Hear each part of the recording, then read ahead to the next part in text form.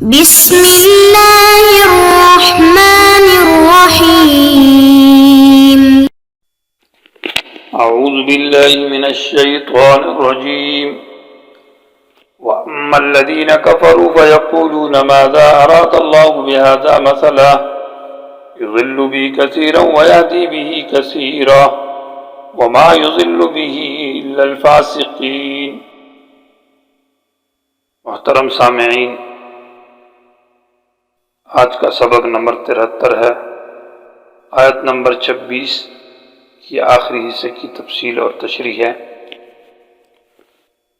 جو مثال کے اوپر ماقبل میں جو بیان کی گئی ہے ان کے اوپر جو اعتراض تھے کہ اللہ تبارک و تعالیٰ کی کتاب یہ نہیں ہے اور یہ رسول سچا نہیں ہے، اس میں مثالوں کا ذکر ہے اور اللہ مثال کا محتاج نہیں، تو جواب دیا کہ مثالوں کے اندر حکمتیں ہیں اور اللہ حکیم ذات حکمتوں کو بیان کرتا ہے۔ اگرچہ اللہ محتاج نہیں ہے لیکن اللہ اپنے بندوں کے لیے حکمت کی باتیں ذکر کرتا ہے، بندے محتاج ہیں۔ اور مثال کا مقصد یہ ہے کہ وہ حکمت، اس میں سب سے پہلی حکمت یہ کہ فرق حاصل ہوتا ہے مومن اور کافر میں، مثال کے ساتھ وضاحت مقصود ہوتی ہے۔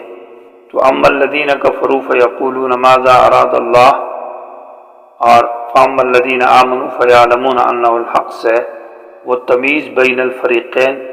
یعنی مومن اور کافر میں جدائی کو ظاہر کرنا ہے، بتانا ہے۔ مثال کے اندر یہ بڑی حکمت ہے کہ مومن مثال سے خوش ہوتا ہے اور مثال پر غور کرتا ہے اور مثال کو سمجھتا ہے، اس کا ایمان بڑھتا رہتا ہے، جبکہ کافر آدمی جو ہے وہ بجائے مثال کو یقین کرنے کے، ماننے کے اور مزید اس کا ایمان بڑھنے کے انکار کرتا ہے اور تحقیر کرتا ہے مثال کی، تو اس کا کفر واضح ہو جاتا ہے یا کفر زیادہ ہو جاتا ہے۔ پہلے سے کافر ہے تو مثال کے انکار سے مزید کفر بڑھتا ہے، اور اگر پہلے سے انکار نہیں تو ابتداءً وہ کافر ہو جاتا ہے مثال کی تحقیر اور انکار سے۔ فَأَمَّا الَّذِينَ میں فا آیا ہے، اس کو فا تفصیلیہ کہا جاتا ہے کہ اب مثال کی حکمت کی تفصیل بیان کی جا رہی ہے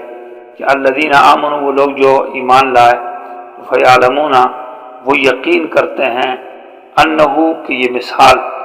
ہو ضمیر مثال کی طرف لوٹ رہی ہے،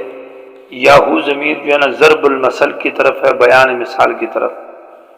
جو کہ ان یضرب مثلا مصدر کے اندر ضرب المثل موجود ہے۔ فیعلمون یقین کرتے ہیں مومنین، انہو یہ مثال الحق پوری مثال ہے، برابر مثال ہے، من ربہم ان کے رب کی طرف سے۔ لفظ حق جو ہے امر ثابتہ کو کہا جاتا ہے، جو چیز نفس الامر میں ثابت ہو۔ اور ویسے لفظ حق کے قرآن میں 22 معنی ہیں، لیکن یہاں پر لفظ حق جو ہے وہ برابر اور موافق کے معنی میں ہے۔ تو معنی ہوگا کہ مومن لوگ یقین کرتے ہیں کہ یہ مثال بالکل فٹ اور برابر ہے، اور من ربہم ان کے رب کی طرف سے ہے، ان کا ایمان اور بڑھ گیا کہ وہ مثال پر یقین کرتے ہیں۔ وَأَمَّا الَّذِينَ كَفَرُوا، بہرحال کافر لوگ جو ہے، فَيَقُولُونَ وہ کہتے ہیں ماذا اراد اللہ، کیا ارادہ کیا ہے اللہ تعالیٰ نے بہذا اس مثال سے۔ تو ماذا جو ہے یہ فراق کے مذہب کے نزدیک ہو بمعنی ای شیئن کے ہے، اور جبکہ دوسرے حضرات کے نزدیک ما بمعنی ای شیئن کے ہے استفہامیہ، اور ذا بمعنی الذی کے۔ معنی کا ما الذی کون سی وہ چیز ہے، یا ای شیئن کون سی وہ چیز ہے، اراد اللہ کی ارادہ کیا اللہ تعالیٰ نے بہذا مسئلہ اس مثال سے۔ تو ہذا مجرور با جار کے لیے، اور مثلا اس سے حال بنتا ہے یا تمیز بنتی ہے، لہذا اس سے یعنی مثال سے حاصل ہوگا اس مثال سے اللہ کا کیا مقصد اور کیا ارادہ ہے۔ یہ جو انہوں نے کہا ہے کہ ماذا اراد اللہ کہ اللہ کیا ارادہ کرتا ہے، تو یہ بطور تحقیق کے اور سوال کے نہیں کیا کہ یہ کوئی تحقیق پوچھنا چاہتے ہیں، معلومات کرنا چاہتے ہیں کہ اللہ کا کیا ارادہ ہے، بلکہ برائے توہین، برائے تحقیر اور انکار کے یہ بات کی ہے۔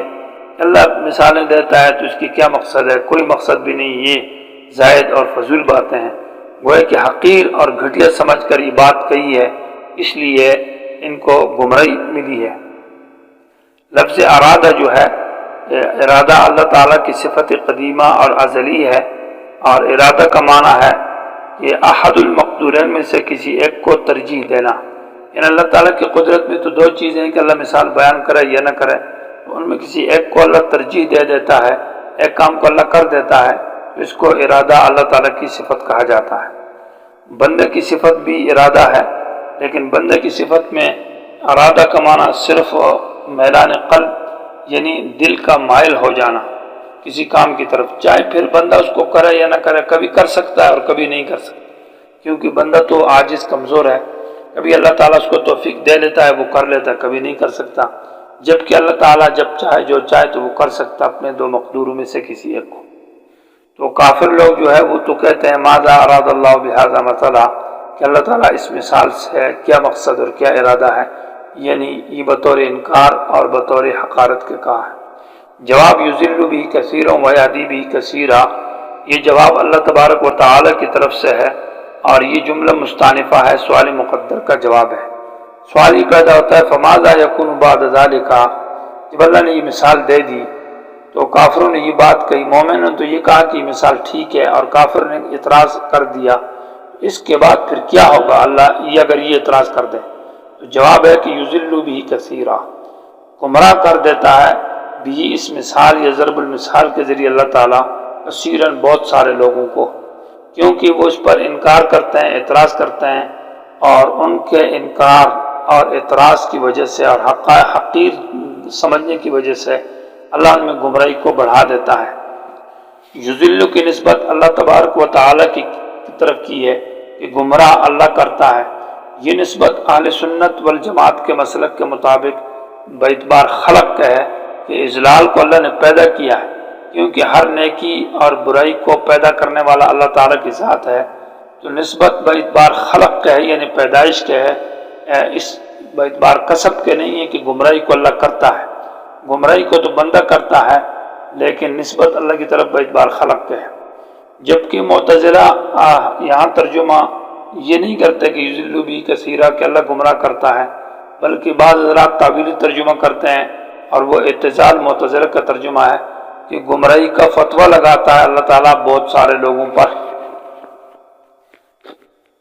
گمراہ نہیں کرتا بلکہ گمراہی کا حکم یا فتویٰ لگاتا ہے، تو وہ کہتے ہیں اذلال کی نسبت اللہ کی طرف صحیح نہیں۔ یذل کی نسبت شیطان کی طرف بھی ہے، علماء سو برے علماء کی طرف اور پیروں کی طرف اور باطل پرست کی طرف بھی کی گئی ہے، تو وہ نسبت باعتبار سبب کے ہے کہ وہ گمراہی کا سبب بنتے ہیں۔ کثیراً بہت ساروں کو ہدایت گمراہ کرتا ہے، ویہدی بھی کثیراً، اور اللہ ہدایت دیتا ہے بہت ساروں کو،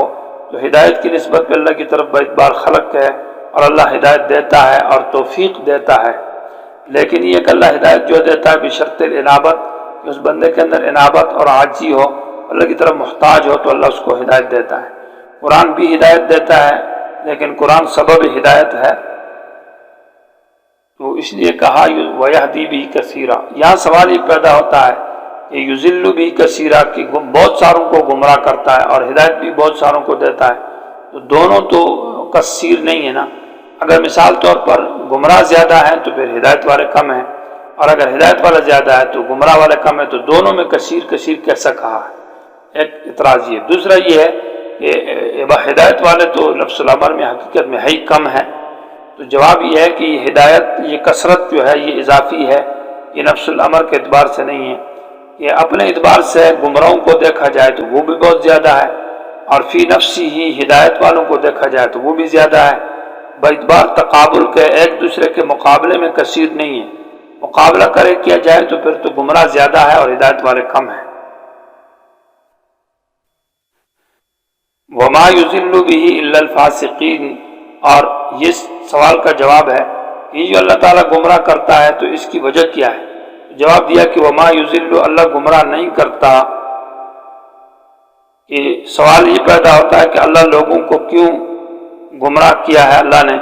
تو جواب دیا کہ گمراہ جو کیا ہے تو اللہ تعالیٰ نے ان کے فسق کی وجہ سے، ان کے گناہ کی وجہ سے گمراہ کیا۔ وما یذل، گمراہ نہیں کرتا اللہ تبارک و تعالیٰ بھی اس مثال کے وجہ سے، اس کے انکار کی وجہ سے، الا الفاسقین، مگر ان لوگوں کو جو کہ اللہ کی اطاعت سے اور رسول کی اطاعت سے بالکل نکلے ہوئے ہیں، یعنی خارج ہیں۔ لفظ فسق کا معنی ہے خروج، جیسے سورہ کہف کے اندر ہے فَفَسَقَ عَنْ أَمْرِ رَبِّهِ کہ وہ اللہ کے حکم سے نکل گیا۔ اور عرب کے عرف میں، لغت میں فسق کا معنی ہے نکل جانا، خروج یعنی نکل جانا اذیت تکلیف دینے میں حد سے زیادہ،